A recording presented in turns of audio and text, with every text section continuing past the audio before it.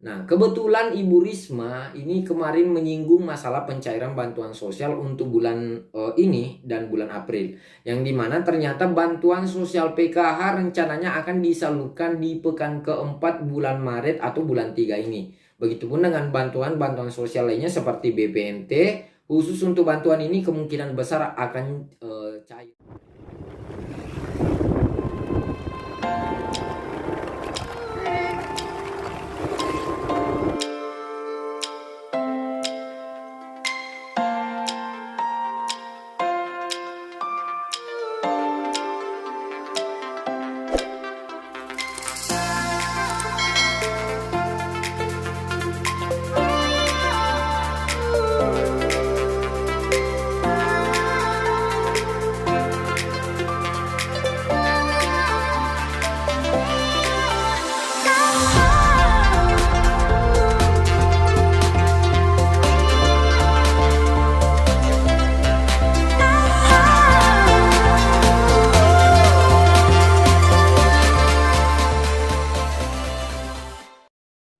Ada dua informasi penting tentang bantuan sosial yang akan saya bahas pada video kali ini.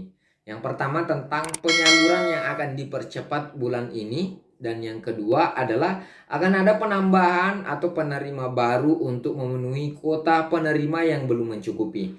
Makanya silahkan disimak baik-baik videonya. Pastikan sudah mengklik tombol like-nya. Bagi yang belum dan belum subscribe, silahkan di subscribe dulu.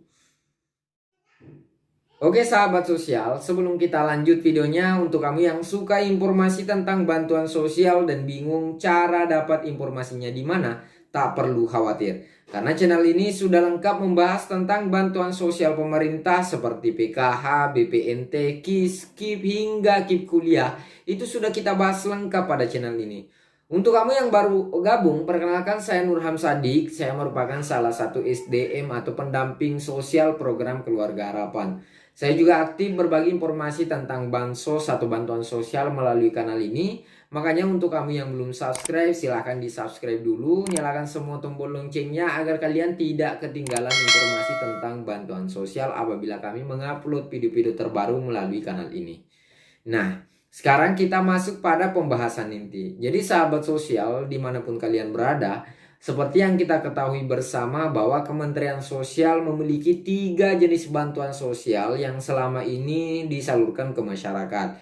Di antaranya bantuan pangan non tunai atau kita singkat dengan BPNT, yang dimana ini ditujukan untuk kurang lebih 18 juta keluarga penerima manfaat. Selain bantuan tersebut, ada juga bantuan sosial tunai yang disalurkan selama pandemi ini. Itu ditujukan untuk 10 juta keluarga. Dan begitu pun dengan program Keluarga Harapan yang sebanyak 10 juta keluarga. Nah, baru-baru ini Menteri Sosial telah membocorkan ternyata kuota-kuota yang disediakan pemerintah ini itu ternyata belum mencukupi. Nah, misal untuk KPM BPNT ternyata baru mencukupi 13 juta penerima dengan target 18 juta penerima.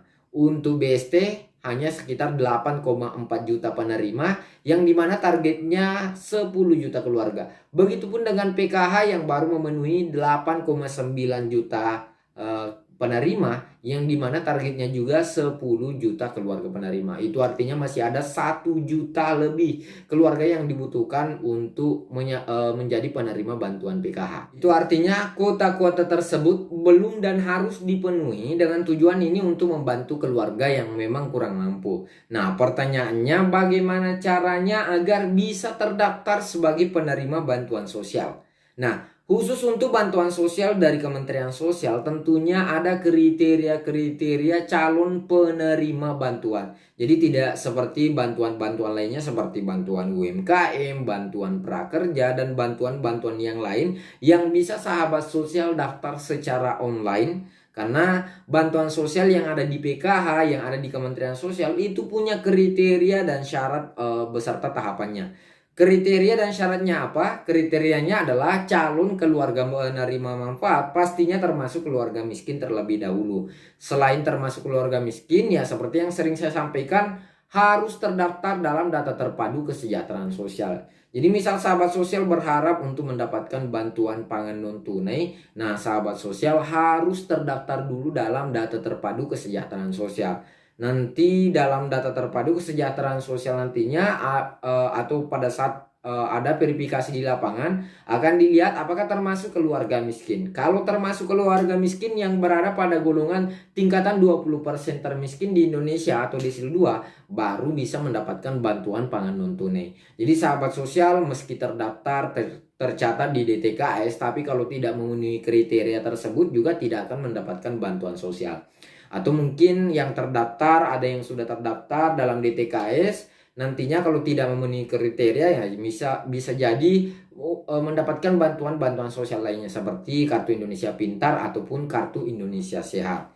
Jadi karena yang saya pahami sahabat sosial bahwa Kementerian Sosial itu memiliki skema di mana data kemiskinan dibagi ke beberapa desil atau klaster. Jadi ada klaster desil 1 yang menjadi prioritas penerima PKH. Ada desil 2 yang bisa mendapatkan BPNT, ada desil 3 untuk penerima KIP, dan desil 4 untuk kriteria penerima KIS. Jadi kalau misalnya sahabat sosial berharap untuk mendapatkan PKH, ternyata itu tidak berada dalam desil 1 ya. Jangan pernah berharap atau tidak atau mungkin sahabat sosial sudah masuk di desil 1 tapi tidak punya syarat dan kriterianya, jangan pernah berharap bantuan sosial PKH. Apalagi sahabat sosial, kota penerima PKH itu sangat terbatas dan pendataannya semakin ketat. Jadi beberapa bulan terakhir ini, kalau tidak salah ini sudah menghampiri 3 bulan proses perbaikan data di Kementerian Sosial itu berjalan. Itulah kenapa mungkin kuota-kuota sebelumnya yang sudah mencukupi semakin berkurang. Yang dulunya sudah mencukupi 10 juta keluarga sekarang tinggal 8 juta. Atau yang dulunya 18 juta sekarang tinggal 13 juta ya, itu karena ada perbaikan. Jadi semoga data-data penerima nantinya bisa segera baik, bantuan sosial semakin tepat sasaran, tepat jumlah, tepat waktu, sehingga sahabat sosial bisa mendapatkan bantuan-bantuan tersebut. Nah, sekarang kita akan bahas masalah jadwal pencairan. Nah, kebetulan Ibu Risma ini kemarin menyinggung masalah pencairan bantuan sosial untuk bulan ini dan bulan April. Yang dimana ternyata bantuan sosial PKH rencananya akan disalurkan di pekan keempat bulan Maret atau bulan 3 ini. Begitupun dengan bantuan-bantuan sosial lainnya seperti BPNT. Khusus untuk bantuan ini kemungkinan besar akan cair double. Jadi karena bulan Maret ini jatahnya belum cair, mungkin bulan ini jatah untuk Maret dan April itu akan cair di minggu keempat nantinya. Nah, yang jelas saya minta partisipasi sahabat sosial mendoakan kalau ini berjalan dengan lancar, itu artinya minggu depan ini akan dilakukan penyaluran bantuan sosial. Ini kan sudah hari Sabtu, jadi mudah-mudahan hari Senin nanti sudah dimulai. Silahkan dipantau ATM atau e-warung yang ada di daerah sahabat sosial. Kalau sudah ramai berarti bantuan sudah cair. Tapi nanti saya akan usahakan buatkan video khusus pada saat pencairan bantuan sosial. Makanya silahkan subscribe channel ini agar kalian tidak ketinggalan informasi. Sekaligus saya mau perlihatkan cuplikan video dari Menteri Sosial terkait tentang penyaluran dan penambahan kuota. Sampai jumpa. Assalamualaikum.